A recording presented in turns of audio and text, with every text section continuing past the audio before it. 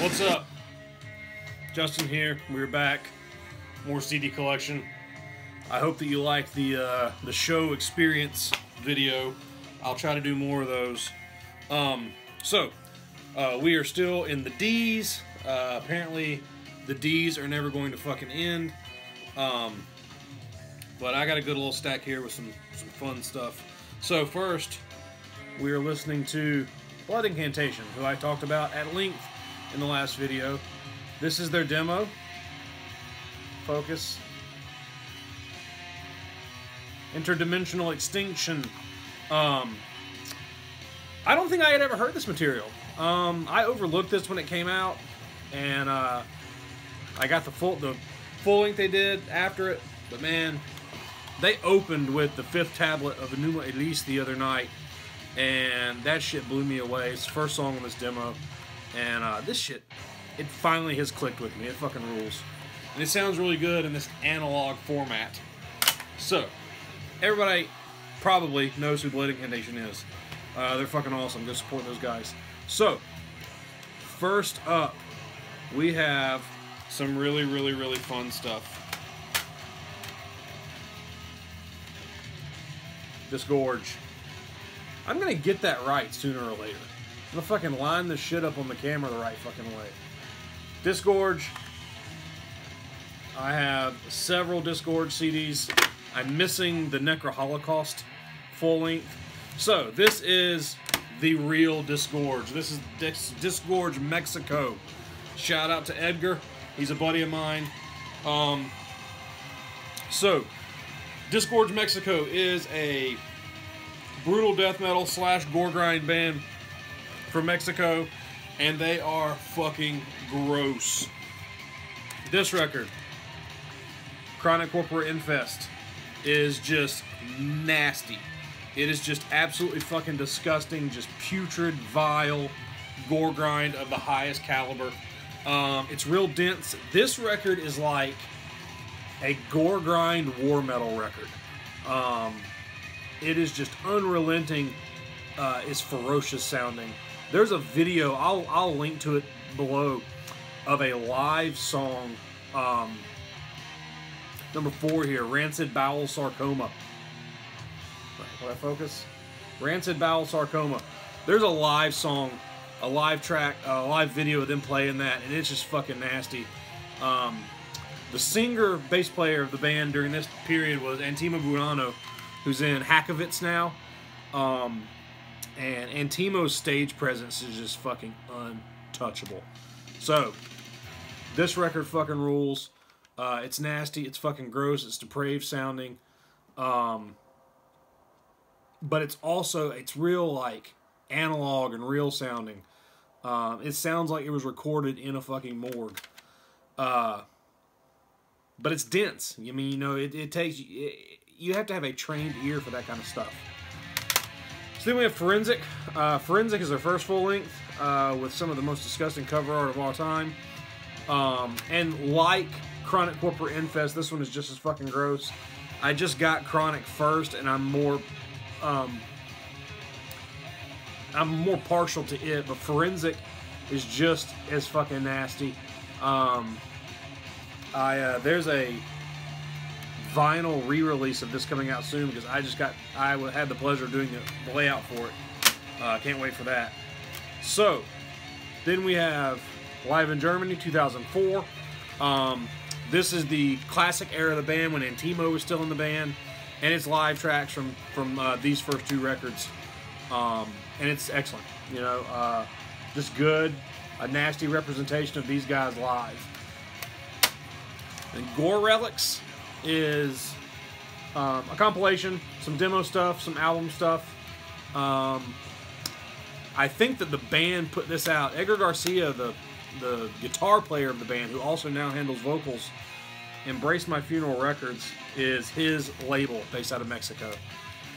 And then I have a later full-length, and when I say later, this shit's probably 10, 12 years old. This is Gore Blessed to the Worms. And it's good. It's a little more polished sounding, but I don't mean that it is polished sounding. It is just more polished sounding than those. But I'm going to drop some links below so you can hear how fucking amazing and gross this band is. Fucking, if you like gore grind, but if you like it done for real, I mean, it's real instrumentation, it's real vocals, it's real fucking raw recording. Fucking Discord's Mexico. There's a reason Fuck the Facts named their record after this band, because they're amazing. Next, we have another classic fucking band that belongs in everybody's collection. Dissection. So I have Storm of the Light's Bane. I have a live bootleg, which I'll talk about in just a second. I have a demo collection, and I have Re in Chaos. So, I don't have the Somber Lane on CD, but I have it on vinyl. I have all 3 albums on vinyl. So Storm of the Light's Bane is quintessential, you know, Swedish black death metal. Extremely melodic, but still dark and have not melodic the way like At the Gates is melodic or Ablaze My Sorrow is melodic, but nobody wrote riffs the way that John Notveit did, and this is just ice cold fucking, and not cold like fast frozen immortal cold, but cold like, you know,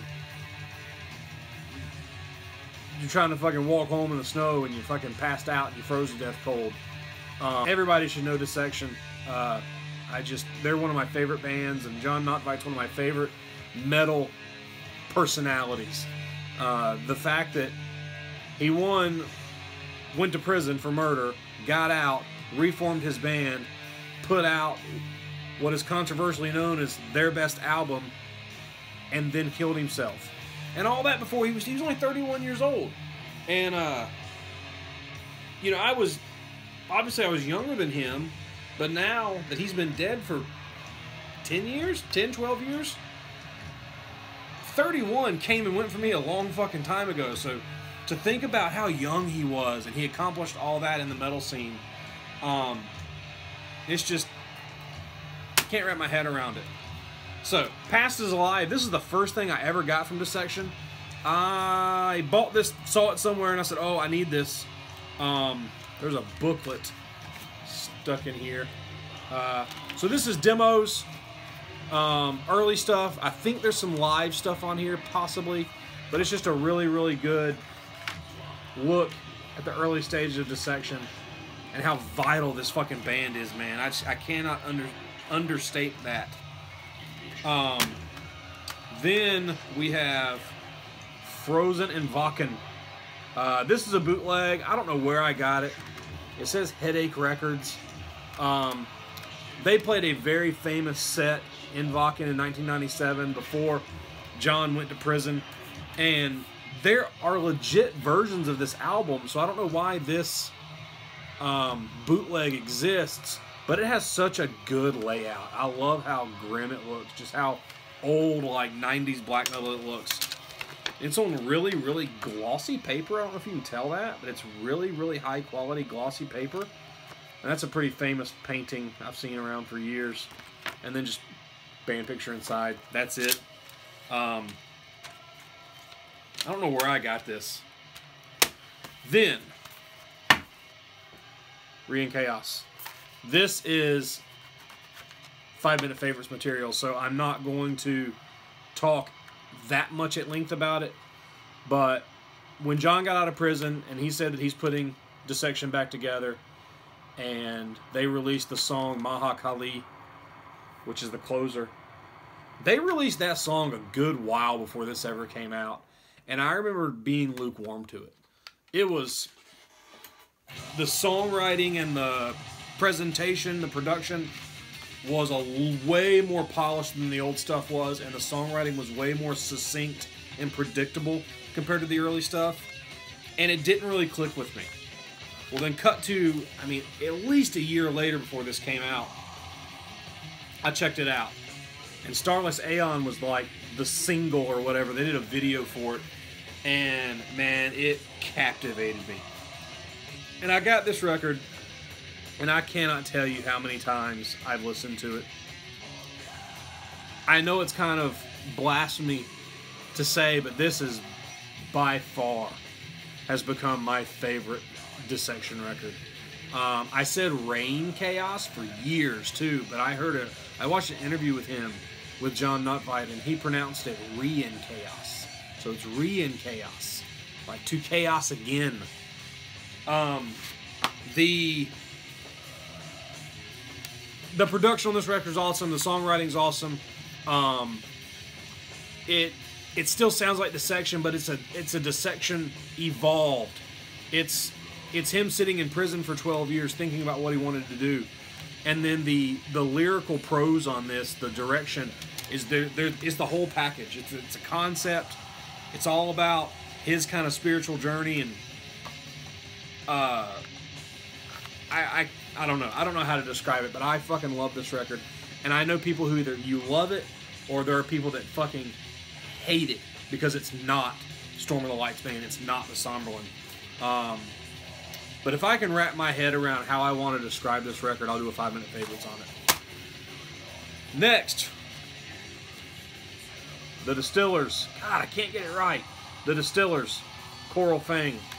So the Distillers were a punk rock band from California. And then Brody Armstrong, who is now Brody Dale, Brody Hom, from Australia. And she moved to the States years ago. This is their third record, and I'm not a big fan of the first two. They're a little more kind of like Hot Topic punk rock. But this record is, by and large, it's not really a punk rock record as much as it's just this good kind of dirty punk alternative rock type thing.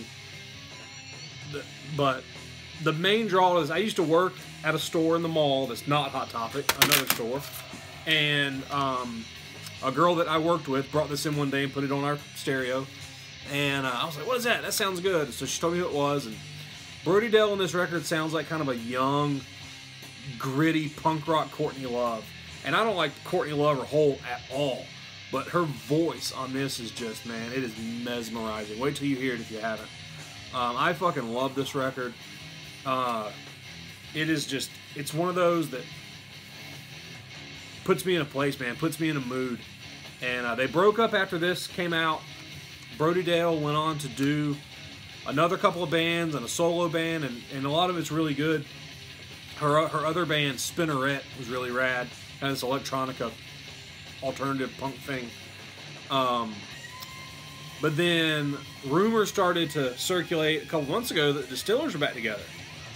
And I got announced that they were doing some tour dates, and they were going to play here in Atlanta at this big festival that we have every year called the Shaky Knees Fest.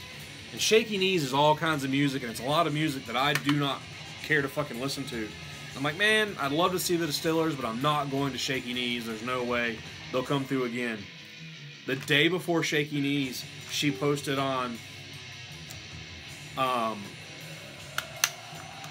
Instagram. She said, Atlanta, Distillers, tonight, The Masquerade, Coral Fang.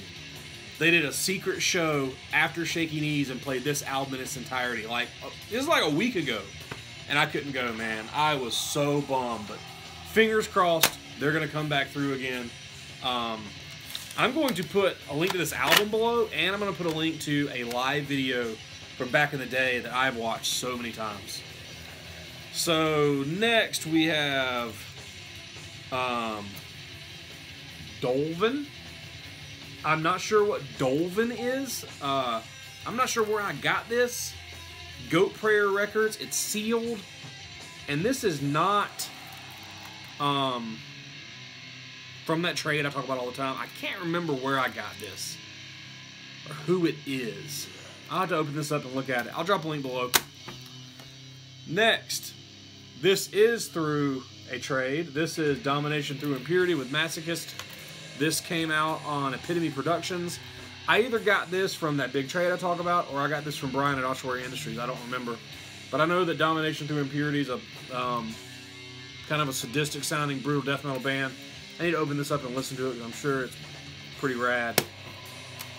Alright, last one. And this one's different. Donnybrook, Lions in This Game. So this is a guilty pleasure. This is a hardcore CD. And just Donnybrook is the epitome of beatdown hardcore. I got this to review years and years and years ago and fell in love with it. Sounds like Terror. Scott Vogel sings on one of these songs.